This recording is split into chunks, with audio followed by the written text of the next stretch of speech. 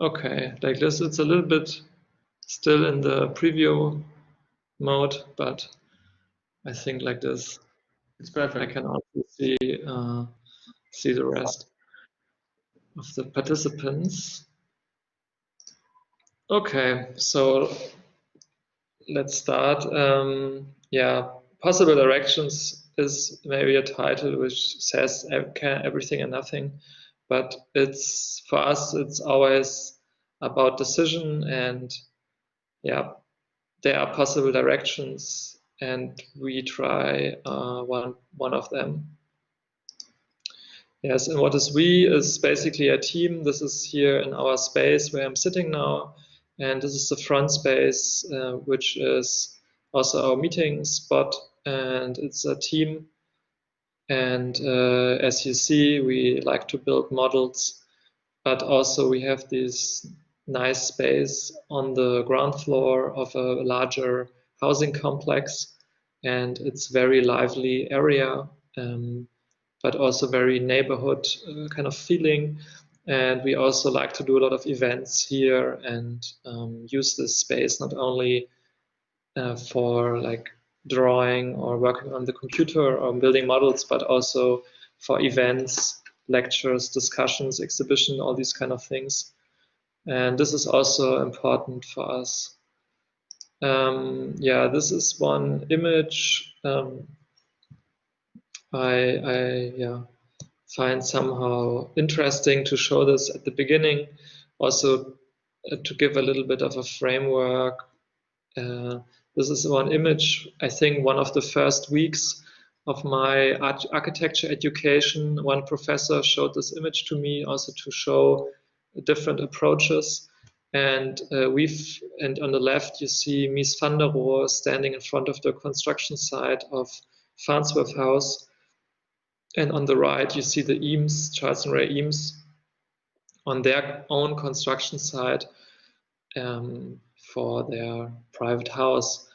And we feel that in our architecture education here in Germany, mostly that we are educated as architects in the way as symbolized in the left image. So we see somebody in the back, from the back. He is clearly the architect. He is a professional, yeah, and he looks at his construction site with a little bit distance.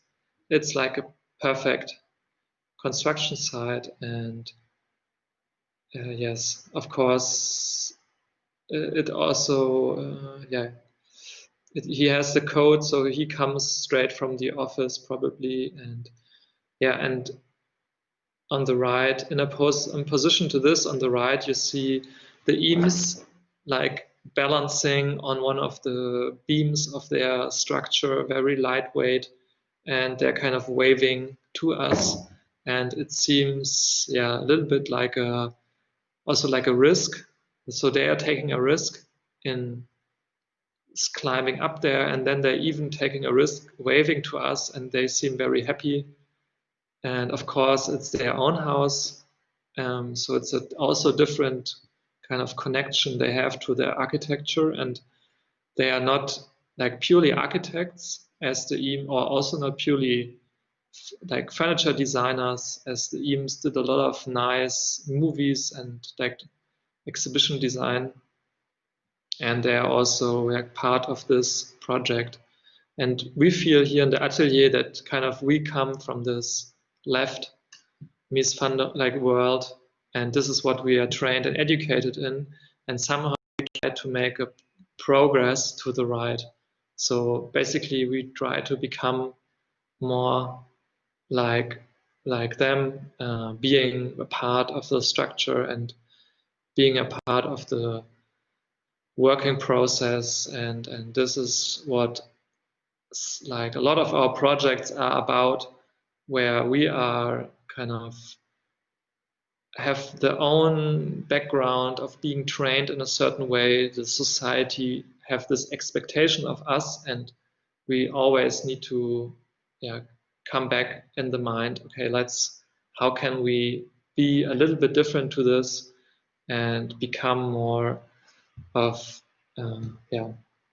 become more of something like the eames they are in this image they are symbolizing there.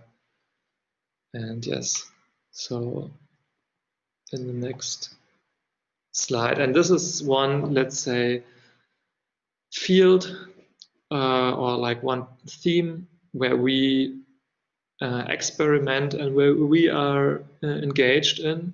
So as mentioned in the introduction, for us, it's not a kind of architecture project, which is as a first, which comes first and then other things group around it, but it's more the other way around, that there is a certain theme or a certain a movement, let's say, which we became also part of now, which interested us, and this kind of was the starting point, and that we see our practice more as a kind of theme-based or topic-based work. And for example, the countryside is one of this. And yes, this is an image which, you can question, is this architecture, or what does some people hanging out in the countryside and some vans in the background have to do with architecture? But we think a lot, and the image is clearly also taken from another, like a higher position. But this kind of activity and this group and this kind of moment before something exciting starts is kind of what we experienced or what we found in the surrounding countryside of Berlin. So this is basically stands for the countryside surrounding Berlin. It has built structures, it has a nice landscape, and then there are like a lot of people now becoming interested in it and seeing the potential in starting a different lifestyle, a different kind of living and working and production in the countryside. Yes, and for us, the first starting point was then doing a small exhibition on this. So we, this is one village called Gerswalde. It's 100 kilometers north of Berlin, and this was one of the first case studies. And we did this kind of collages, paper collage, and exhibited them in one gallery in that particular village. And yes, so this is maybe a little bit the kind of style where we also marked the different locations.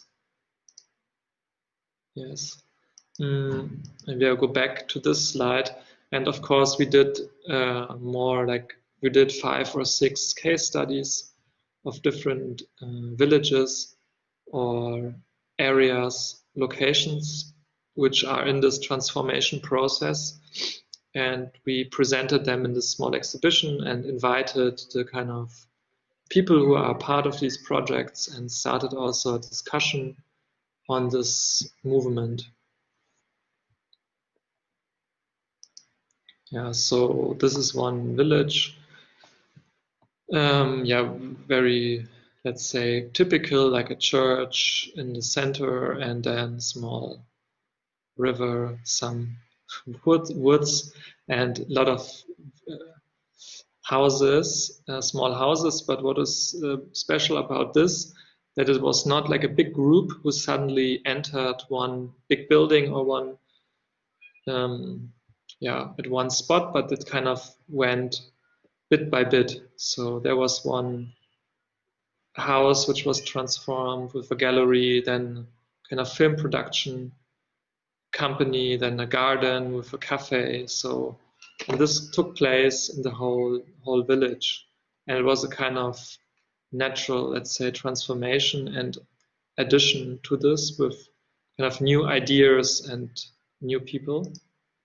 Yes, and of course, then directly you have this moment where people start thinking about food and doing a workshop on food, and or one person opened a print shop So he does riso print, and he's now printing the local, let's say, announcements of the official village.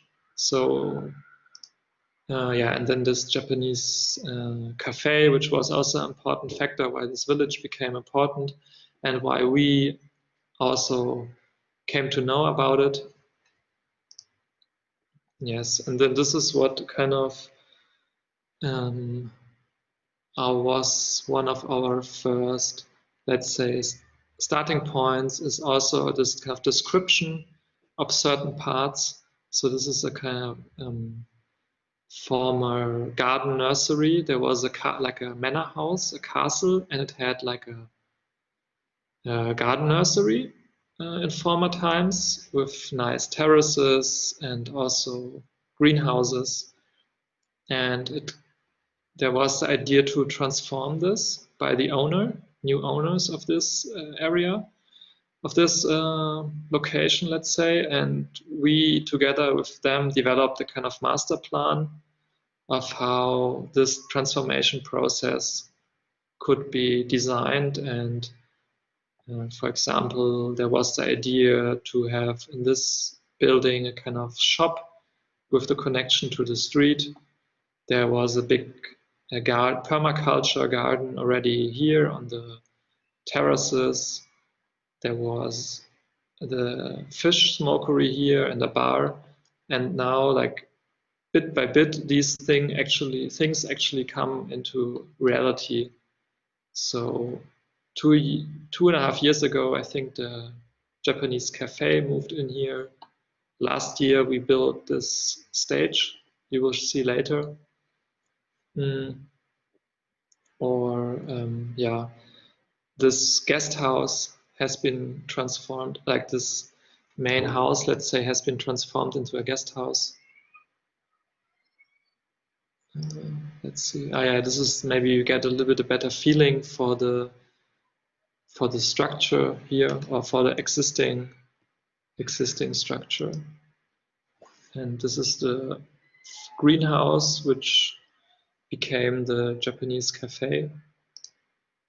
And this is the house of the gardener, which became the guest house.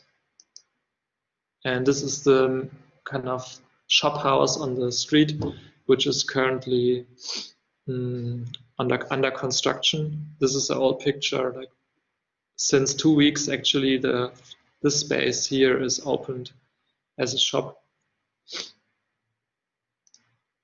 Yes, and this is also the way we like to experiment and kind of progress in the design of these interventions.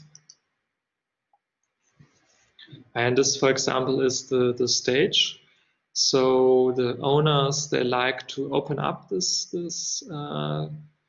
spot a lot, this location, the Großer Garten, because of this garden nursery, and every year they do several big events. And last year it was a literature event, and we designed and built the stage for it. Yeah, and was very, basically, here you can get maybe a little bit of feeling for this terraces of the former nursery. And yes, for us, the location was already the half of the design. So you have this to find the right spot, and then you have this nice tree, and it's almost done. So we actually just added a platform, because the scenery there, the tree is there, so this kind of natural terrain. There was a kind of, here in the front you see there's this steps, so people can sit on this kind of steps, and basically we just added a very easy wood construction. And yes, that's it.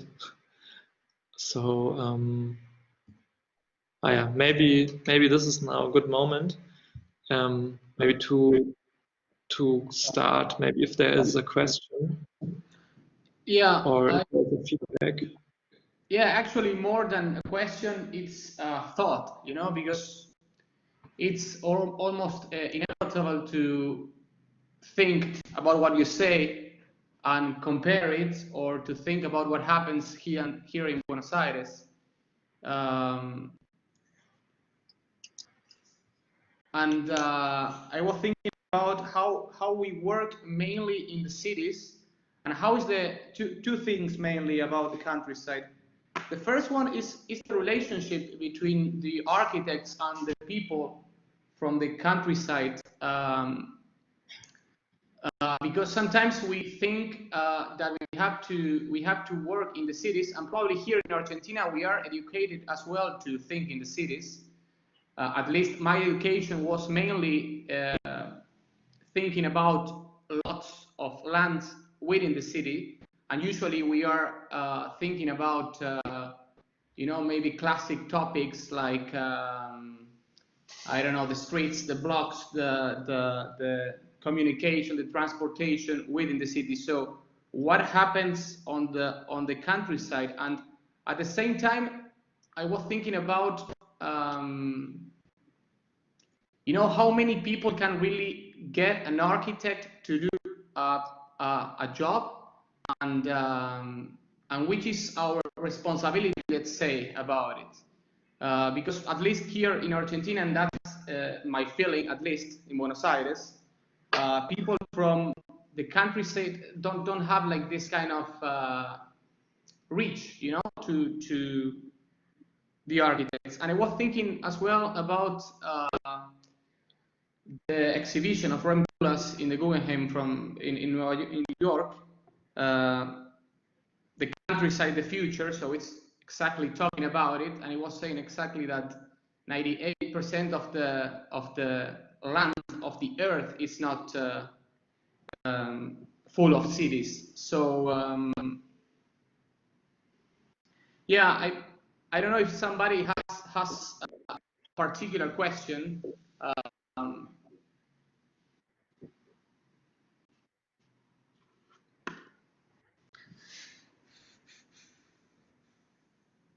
No, how and does it's funny, you know. Yes. Yeah, Erno, we are going to give him. Yeah, I've got a question.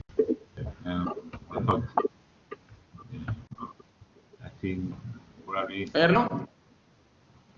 Can you hear me? Hello? Yes. Can you hear me? Yes, yes.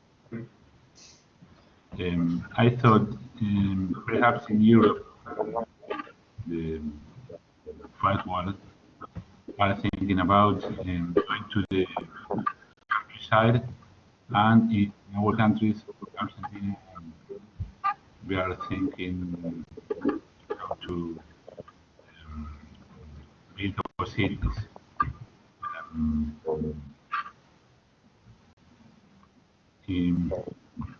We are not hearing you very well, Erno. The kind of drawings I could see, and a whole aesthetic of a countryside, and back to artisanal kind. And in third world, or in the countries that are not the first countries, are still thinking about going on digital art and digital work and build the cities.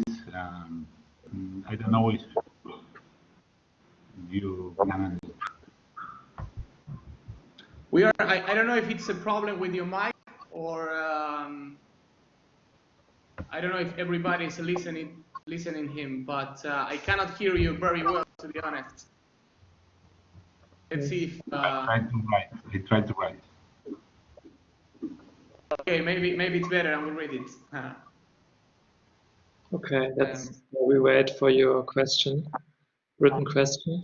And yeah, you mentioned the countryside, the Guggenheim exhibition. Yeah, of course, we are aware of this, but we also feel that we have a different approach So there is this anecdote about Rem Koolhaas when he did this Nigeria, Lagos research, that the first thing was that he kind of rented a helicopter to understand this. And I feel now he's back in the helicopter, fascinated about this kind of infrastructure, logistic landscape, let's say, but or like this huge scale of the countryside.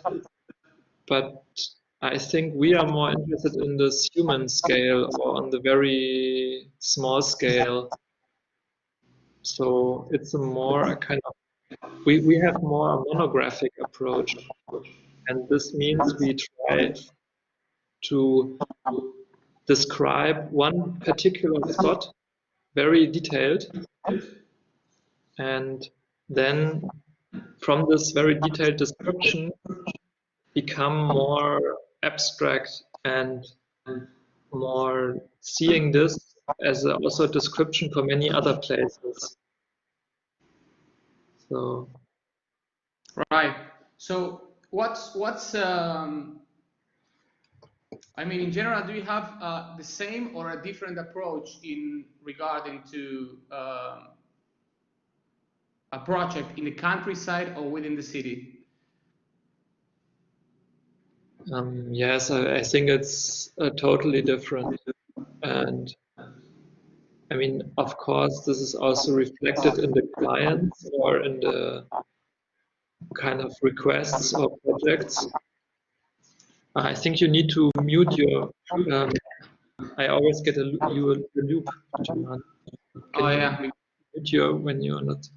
Yeah, I am sorry. Yeah, for us it's very different, and also, of course, it's reflected in the clients. I mean, we do projects in the city and also in the periphery, but they are very different because I think the context is different and the kind of economic pressure on the projects are different, and yeah, also the question on the profession. I don't know, when we do a project in the city, it's a lot under time pressure often, and there's a certain window where we have to execute projects, for example, and this kind of circumstances are not so present in the countryside. In the countryside, the people are more interested in a kind of incremental incremental execution, let's say, or a possibility of step by step. And I think the city has more kind of approach of consume. You want to have a kind of architecture is more a product which you want to buy for a certain price, and then you want to use it at a certain moment, and then it needs to be perfect. And I think in the countryside this is not so much present. Of course, you have very beautiful holiday houses in the countryside, but we don't do this kind of projects so much. Right, because I was thinking that I'm not sure how in Berlin it is, but you know, here in Buenos Aires we have this kind of administrative or political division between the city center and the rest of the city.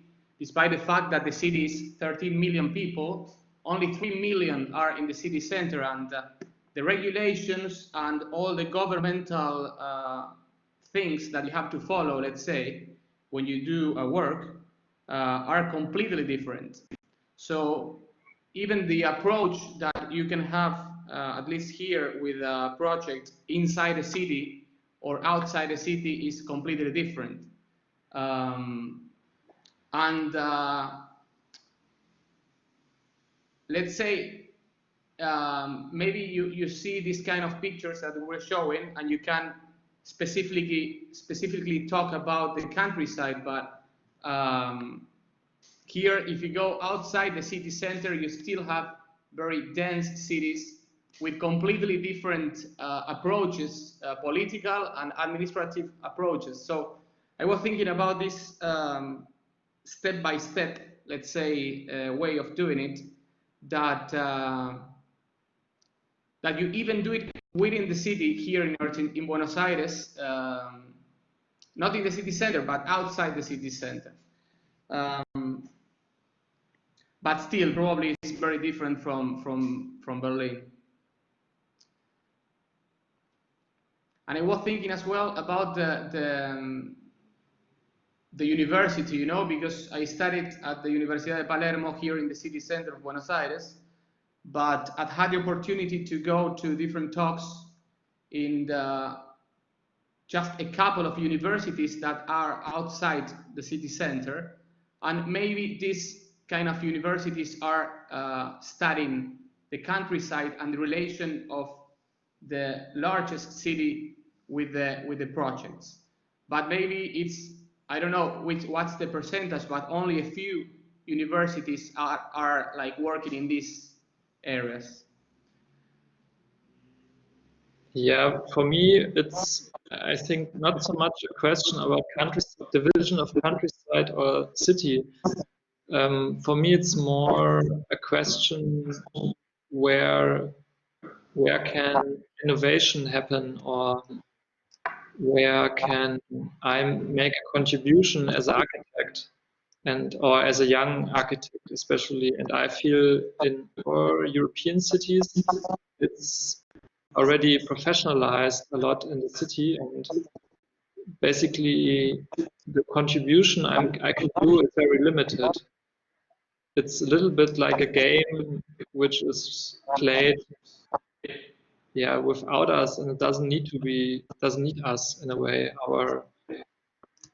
And I have the feeling we are looking for areas which are a little bit overlooked, or which building culture or is not present so much. And for us, this is currently the countryside, but maybe in other areas it could also be the periphery, or it could, maybe in some countries it can mean the core city, because I don't know, for example, in Istanbul, I think a lot of new developments happening on the periphery in big shopping malls and all this. And maybe there the inner city is a little bit overlooked. I think this is a little bit our case now of Europe, or of a kind of specific situation. Yes. Yeah, Erno is right in the question that he was trying to say. It says, perhaps while in our countries we are still thinking and building cities, in the first world you are reverberating a lost world where there was a time. Now in time of pandemic, perhaps we miss that too. I mean, even the kind of drawings, it seems an aesthetic of nature, humankind, and misconsideration of what is sometimes considered progress. Well, probably, the word progress is completely different, or the interpretation of that word is completely different in one country and in the other, no? Yes, but I think I will come back to this in the next project, maybe. Because this question of progress or of growth, we will also touch.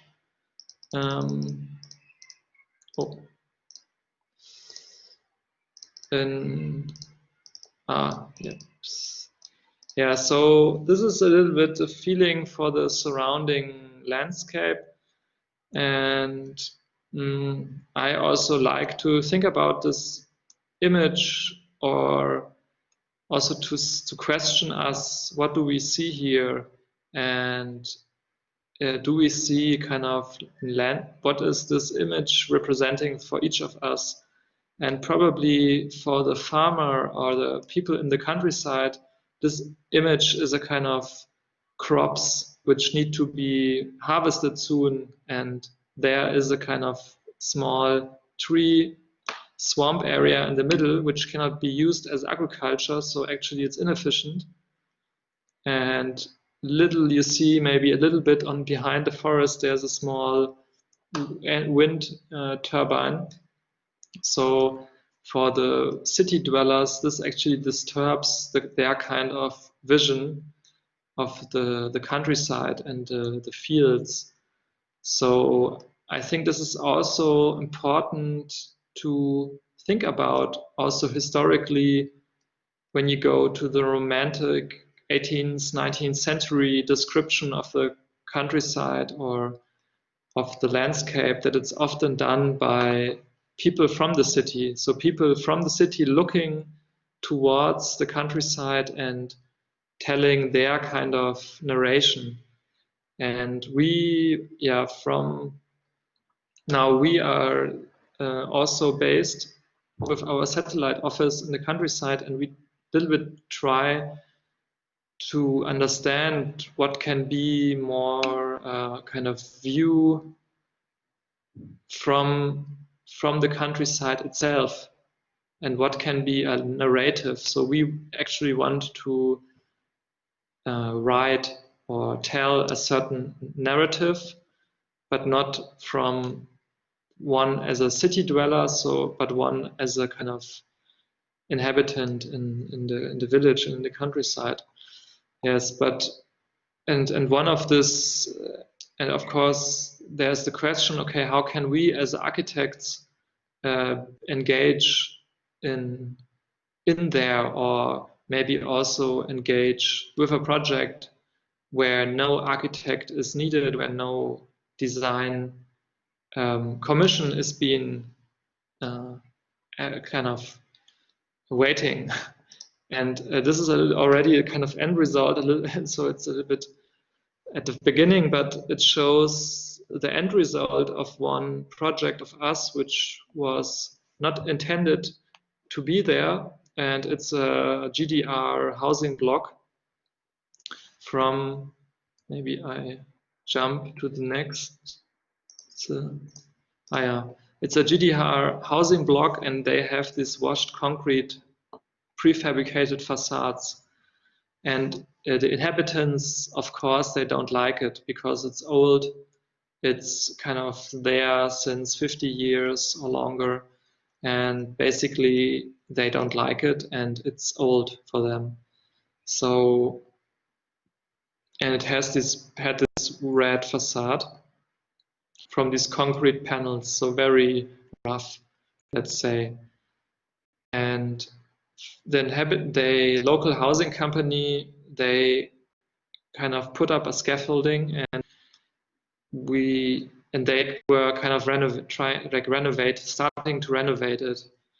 And then we asked the housing company, hey, you're renovating this, why don't we collaborate and make a design? Because when you enter the village on the left, this is actually the first thing you see from the village. So it's right at the start. And we thought, okay, it would be interesting to have a kind of some gesture or some kind of entrance to the village.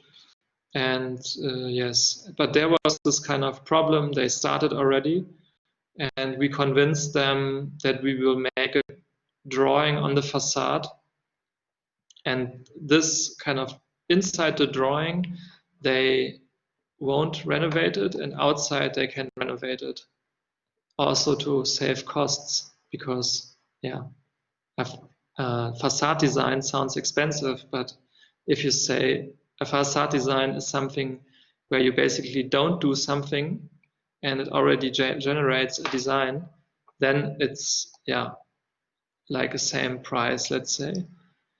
And then we did this kind of, maybe a thin black line here with we drew a circle on the facade, I think around 8 meter in diameter maybe. And then the kind of company painted everything around the circle in the color they already had. And this was kind of left. And there now is a kind of hybrid situation of the existing washed red concrete in the center and the new renovated, let's say, beautified facade around it.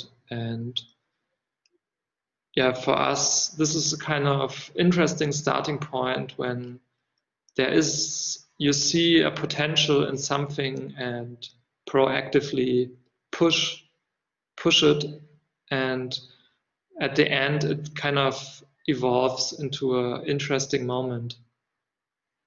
Because I don't know, it's also, some people can say, oh, here we have the circles in the fields, and I look right and I see the other circle. Yeah, I mean, for us it was just an easy geometric form, but it still, of course, is a strong symbol. And yeah, maybe for us it's kind of, maybe it's generating also some questions when people enter with a car, but I think this is about it. Or maybe some people will, yeah, remember this, or say the house with the circle. I live in the house with the circle. Yes, so let's see if it gets a nickname. Or... Right, and you can even see the intention of what you did. You know, it's not something that felt after a renovation or something, but you did it with the intention of having exactly that circle. I think it's quite clever, and it's quite clever actually to do a design without saving money. Actually, as you said that. Yes, I mean, of course, then they have less color, but they need to be a little bit more accurate on this, making the circle. So right. Probably it's at the end the same, maybe, but I think it's also sometimes good to convince people that design or a certain idea does not necessarily mean it's expensive or it's additional costs. It's just how you, yeah, how you lead the way. Or yeah, I think. Okay, yeah, this is a project together with a local gallery called Löwenhaus, and they have this project space. It's a small allotment garden, let's say, and it's a small hut. And we like this hut very much because it's very primitive. And we do, together with them, a lot of experiments there. So, for example, here we did a workshop for natural dyeing of clothes. So we collected some, kind of pine cones in this case, or leaves or roots, which can be used for natural dyeing. And then we did some, you have this progress of cooking and then dyeing these clothes into these natural colors also. And you can get quite nice results with this, or walnut is very good. So yeah, at the end it's a kind of very local or like hyper local approach, because we just take things we find there in the nearby vicinity. But of course, we are also have this skills, or we invite experts who can do that, and they are often not from the place itself. So this is also a kind of hybrid of knowledge and things present, or like a kind of unsafe playground for children with the leftover building materials, let's say, is also a good, like an interesting design challenge. Yes, and then this kind of experiments led into a contribution to the Oslo Architecture Triennial last year in Oslo, in Norway, and the exhibition was titled Degrowth. So there it's again a little bit the kind of connection to this question. So yeah, progress. So this exhibition actually asked for projects of degrowth. So yeah, of course, what is degrowing, and we kind of contributed a lot of experimental artifacts from this hut. Yeah, first we did some drawings, obviously to describe the environment, the resources, to describe the hut, and then you see a lot of artifacts which we did. So up there we did a lot of samples for clay, like clay, and here there is a kind of sample for reused concrete, or here are some small clay vessels we formed and burned there, or the natural dyed fabrics down here. And for us, all this kind of had not directly intention of use or a certain project, or it was more that we wanted to see what resources are available and how could they become maybe a part of a future project. And in the case of the clay, we found that a lot of buildings in this village are partly like wood and clay made, and we found the kind of clay pit where they used to get the clay like 100 years ago or so, when technology was still present, and we kind of extracted the clay from there to do these prototypes. So it was not only about buying some clay somewhere, but finding this kind of network of resources and knowledge, and kind of think about them and discover them sometimes. Yes. Or down here we made a small box which could be borrowed with a small kind of tea vessel, and then also a tea mix from the village. So we picked some wild mint and other plants which can be used for tea, and then made a kind of special tea mix from that area.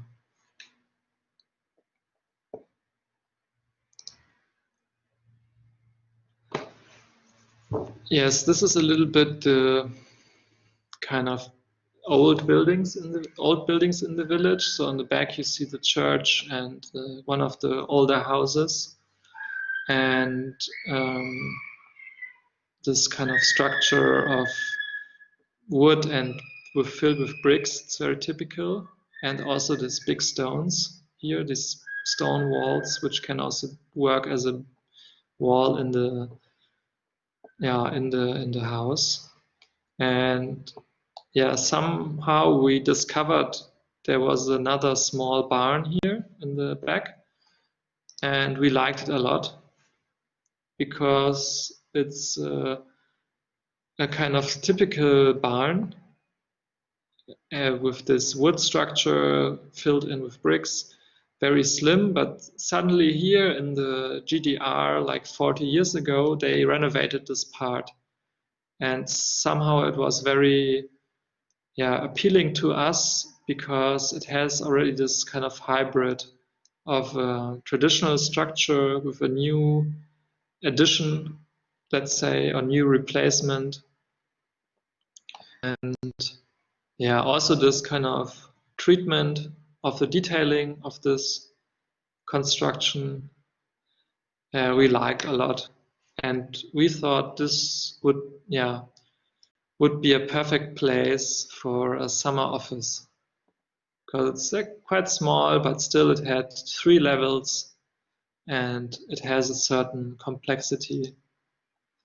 But it's a ruin, so the locals they said, oh, why didn't you drive with the, you know, the car against it and let it collapse, you know, or the construction car, let it collapse? Because, yeah, but it's a monument protected building actually, because yeah, it's so old that if it would have collapsed, you would need to rebuild it. And in Germany, monument protection means that it's protected how it is constructed originally. So, is there a question?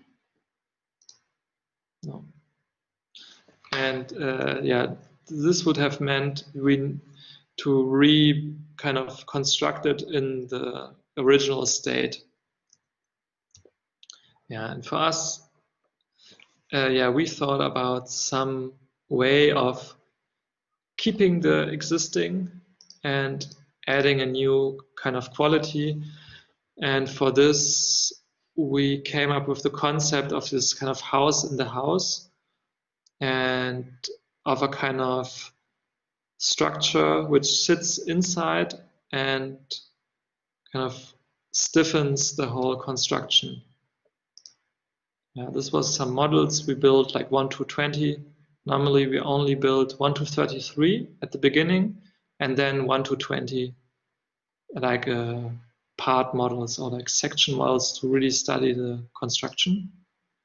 Yeah, 1 to 33, where you see existing wood, brick, and then the metal. And then you also see there is, of course, they are never matching. And then there is this kind of situation standing next to each other. But of course, the idea that the new should be at least as the same thickness as the existing. Yes, and this always, this idea of the bricoleur, of Robinson Crusoe, of the one stranded on the island, of the unknown, but having a baggage full of yeah, tools with him. Let's see. Ah, yeah, this is in the construction.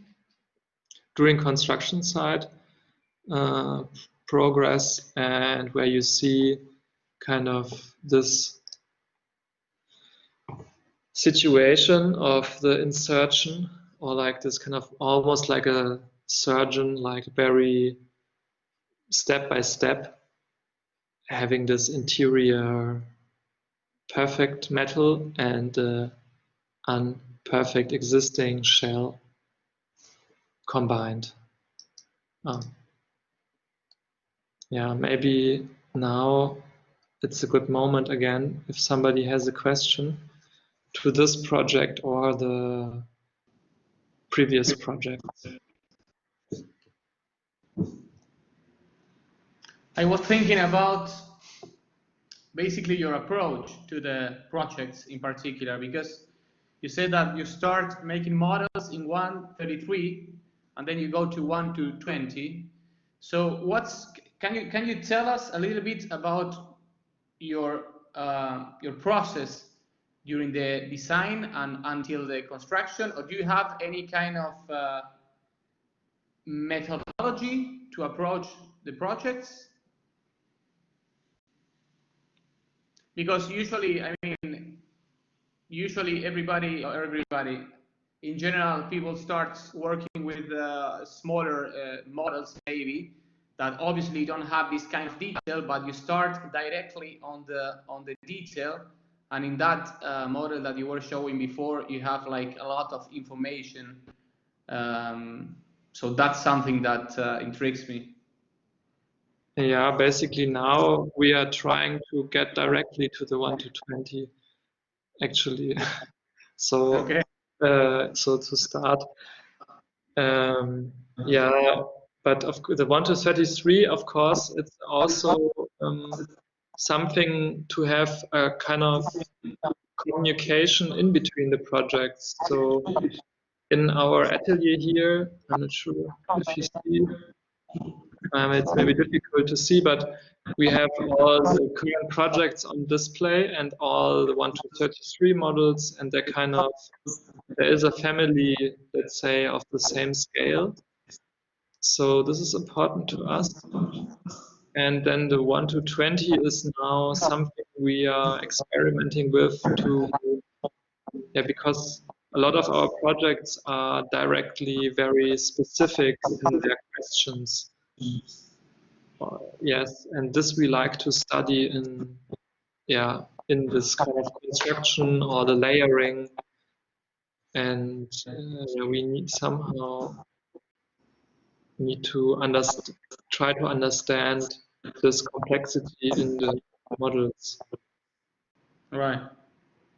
Sabine, raise hand.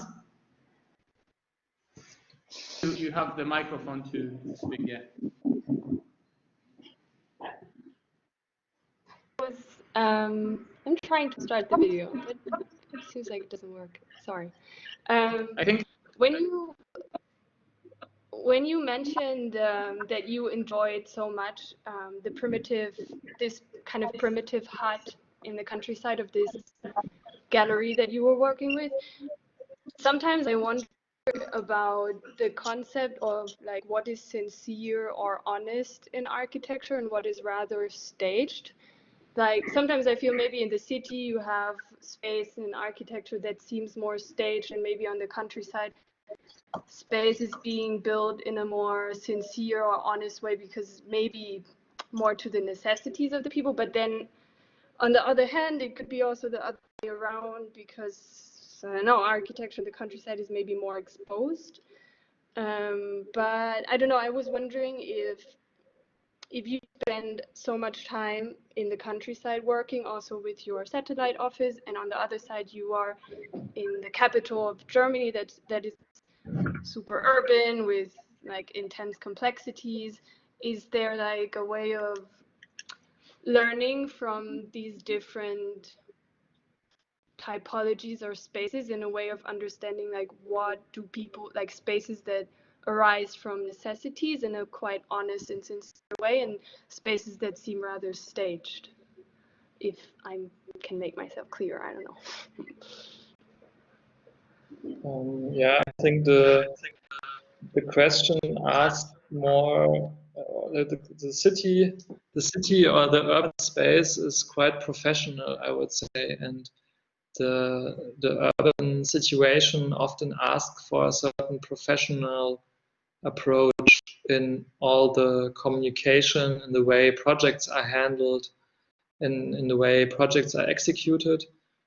And for us, the countryside allows a certain failure and experiments, let's say, and a certain connection with the things. And I feel that, for example, the city is not, or the urban scheme is not so much about failure.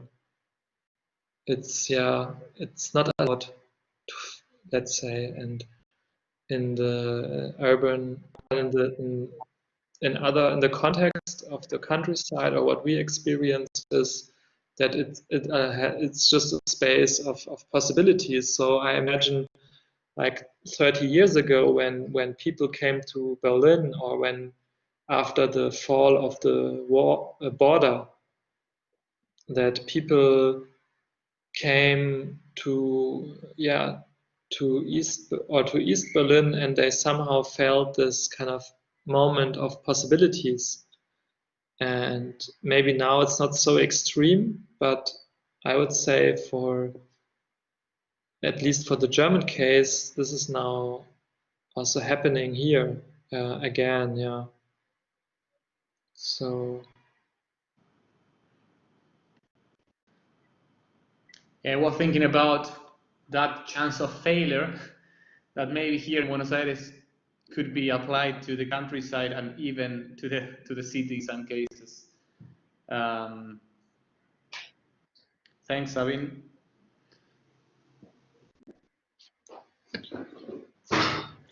You were going to show us a model?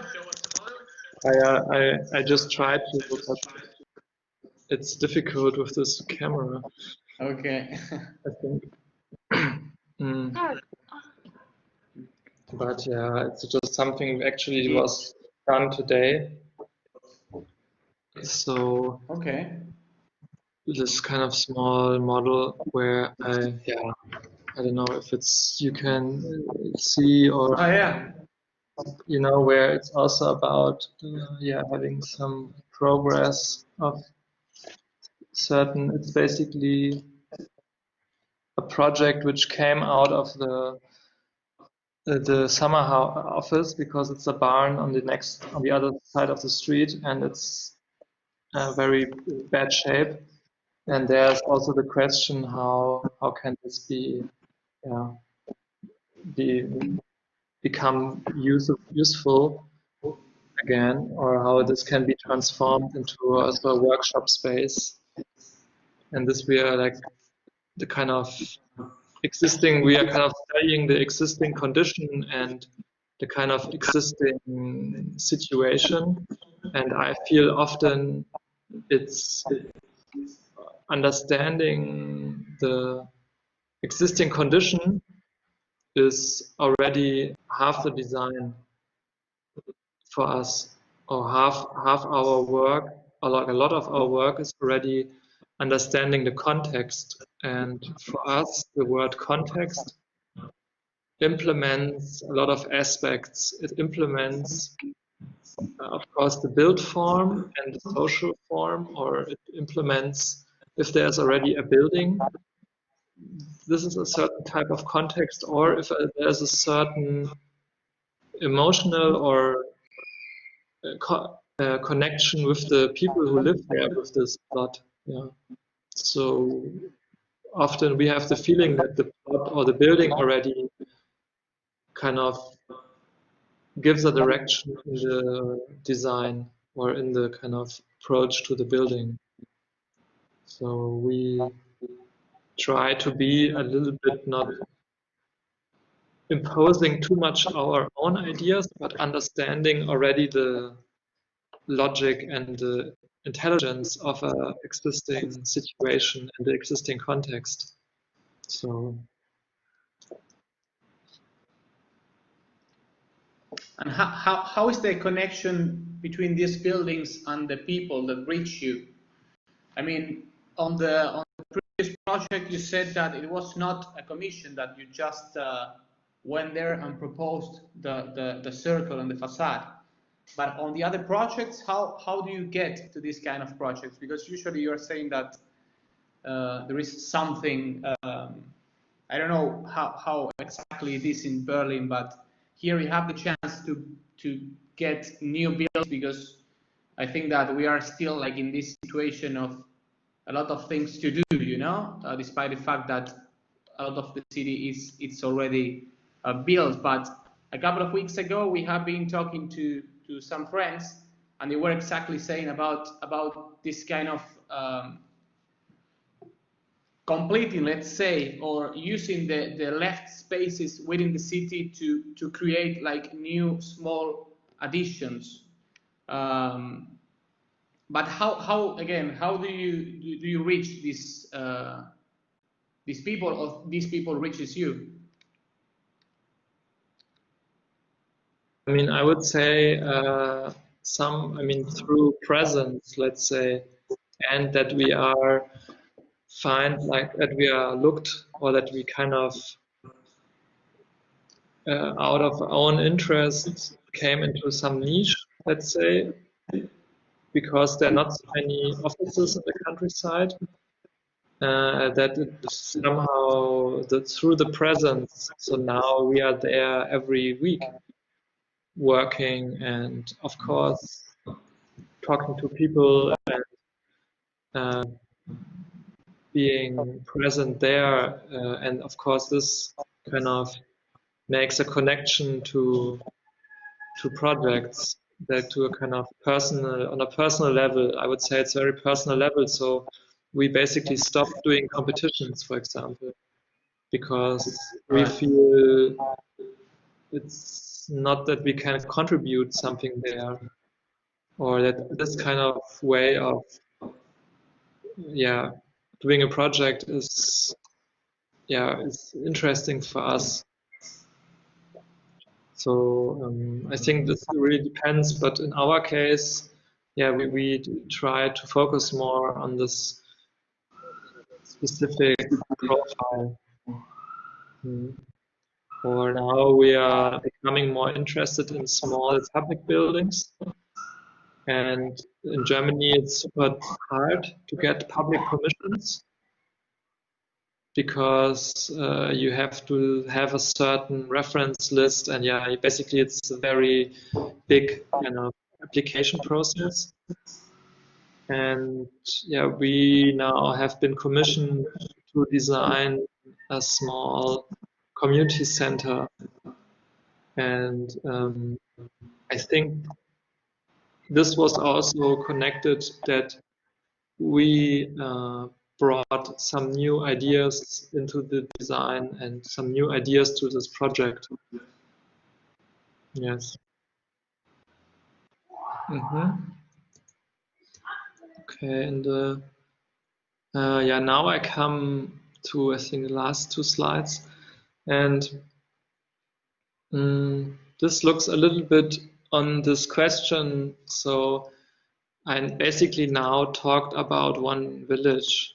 So you can also ask, okay, what does this has to tell us, or how can this be of any relevance to some other place? And we of course had this question also, and that's why we did a small field trip to Japan.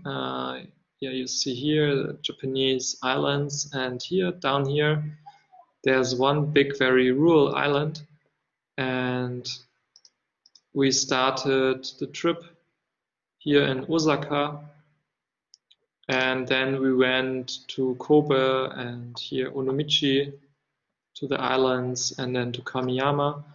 And there we took this map, and on the back of the map was the countryside around Berlin and also similar mapping. And we met a lot of people and initiatives, places, architects. And basically we found out that, of course, it's not like just some place here where this is happening, but it's kind of happening on a global level. So it's happening on an international level, and there are similar tendencies, similar kind of movements now. And of course, each has a kind of specific reason. Like in Japan, it had the reason that there was the big tsunami and earthquake, which kind of questioned basically the lifestyle of a lot of people, and they asked, okay, how can we have a different lifestyle of growing own food, having a shorter way to work, spending more time with family, have more connection to kind of nature. And this basically pushed a lot of people out of the big urban areas into the small villages. And for example, there's this one village here, Kamiyama, and they now have many satellite offices, and there's one design office from Tokyo, and they have 70 people working in Tokyo and 20 in this village, and they have the kind of server, their kind of data storage in this village, and it's quite big because they do like film production, and basically so they have a new server building there, and it's kind of entering a new process because these 20 people have families, and then there needs to be a school, and so this all became a kind of new situation there. And for us this was really nice to kind of engage in a different context, and also to meet people who think about the same questions. Yes, and also this field trip led a little bit to the curatorial project at the CCA in Canada, which is entitled Patterns of Rural Commoning. And we are currently organizing a workshop series, which will take place in September in Germany. And it should have taken place in Canada, but of course now, due to the current Corona situation, it might be postponed. We don't know. But yes, we kind of are looking basically at 3 topics. So craft, material, and food. And each topic gets a workshop. And at the end, we do a kind of common event.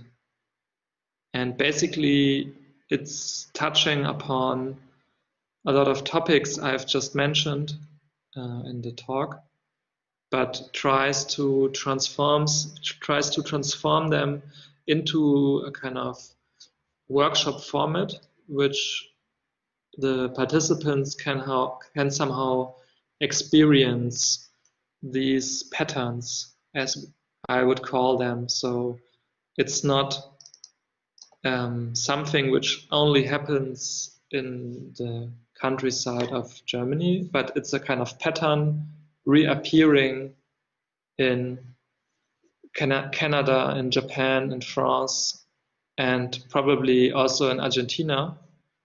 Yes, and this is the kind of thesis that I look at these phenomena as pattern, and yes, with the aspect of this commoning.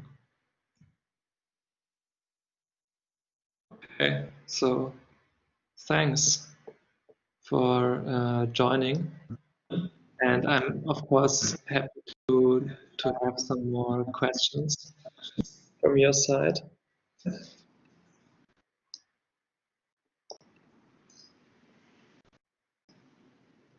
Now the claps, you know, if we were in a room. I can clap myself. We have to imagine. Yeah, although she shouldn't do it, but special. Maybe this needs to be implemented, or the next version of. That's true, you know. Or some laughing, or I don't know. Yeah, something at the end, you know, just not to stay in silence. Well, thank you very much again. I stay again with this word that Santi said a couple of minutes ago of hyperlocal, and that's something that maybe we are not used to discuss, especially at the university, and it's probably something that we have to start thinking a little bit more about it. If anybody question, you can raise hands or write it as well.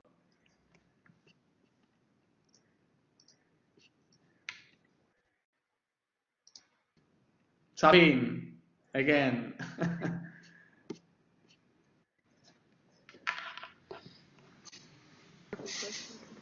Well, actually, it's not Sabine. It's Paco. Okay, we change. I want to thank you for the presentation. It was very nice. It was very inspiring, and probably people should, like, from Argentina, we should check his website, because there are a lot of projects, and I think your approach in the countryside is very interesting, as well as all your works in town. So I recommend all the people to check your profile in the website. And I also probably very short would like you to tell about your approach to the different scales also, because as you explained, and also Herman said, like, you start working from the bigger scale, like in the models, but I feel you are in the detail in all the scales. So I feel this is something very distinctive in your practice that probably very short, but you can mention this today. Probably for the people who's not very into your office, like most of them from Argentina. But I feel personally that is something very distinctive about you.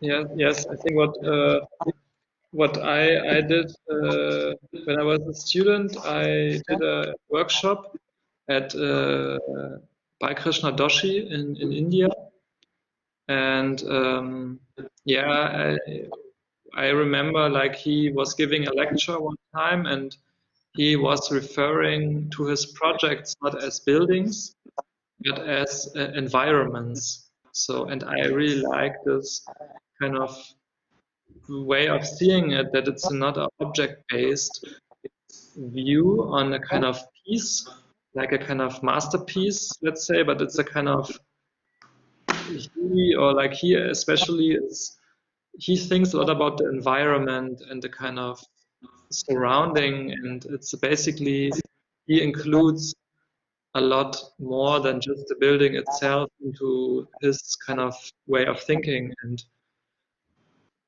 yes, I think this is maybe also maybe also something which we'd like to reflect in the details, or maybe some of maybe you see in the back there is this coat hanging. Maybe some of you saw it in the back, and it's workwear we designed together with a Japanese tailor for the summer office. And it's also connected, I think, a lot that we feel when working in a different context, also the way you dress or the clothes you wear can influence your way you communicate, or the way you maybe then do architecture at the end. So yes, so it's a kind of holistic view, and yes.